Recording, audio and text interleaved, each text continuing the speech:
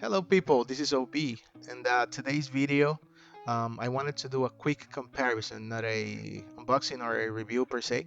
I got this regular iPad. I had it for some time ago as a birthday present. It's a sixth generation, and I wanted to compare it against an iPad Pro. Obviously, an iPad Pro is better, but I wanted to compare it from a financial standpoint.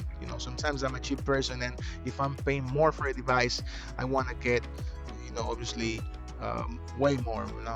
I want to make sure I'm getting bang for the buck. So I wanted to compare it again from my financial standpoint, and I think the best way of doing so is doing a benchmark score on CPU performance. I think that's definitely the most important feature from a device because it's what makes the device work smoothly. So if you go to the Apple Store, you will quickly see that entry-level iPad is $329, and an entry-level iPad Pro goes for $799. So the first comparison is that, right? For the iPad Pro, you pay over 200% extra from the regular iPad. So that's fine. Now let's see performance wise. Do you get over 200% more performance from the iPad Pro? Well, no. Why? Simple. If you do the math, after you run a benchmark score, which by the way I did it with the Geekbench application. I'm pretty sure a lot of you have seen it before. I get a multi-core score for the iPad of 6030, and for the iPad Pro, I get a multi-core score of 17,995. If you take those numbers and divide it by the amount of money you pay for the iPad, you get $18.32 for the regular iPad and $22.52 for the iPad Pro.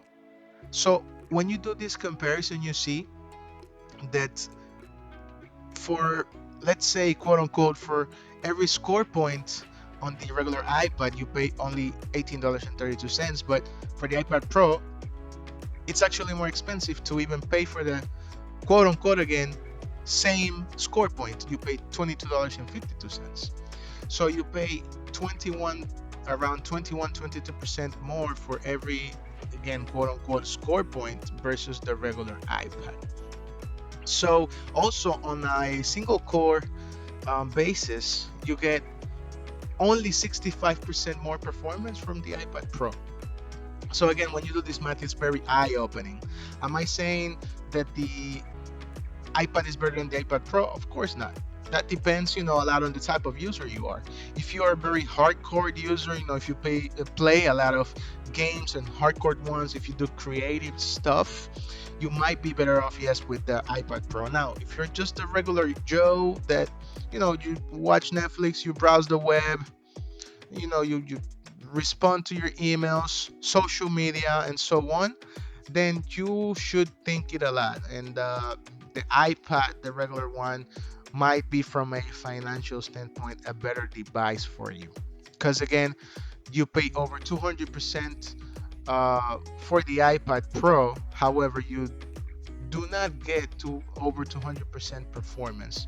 There are obviously some features like a better camera, maybe some tweaks in the software, yes. But again, from a performance standpoint, definitely not 200% over is what you're getting on the iPad Pro.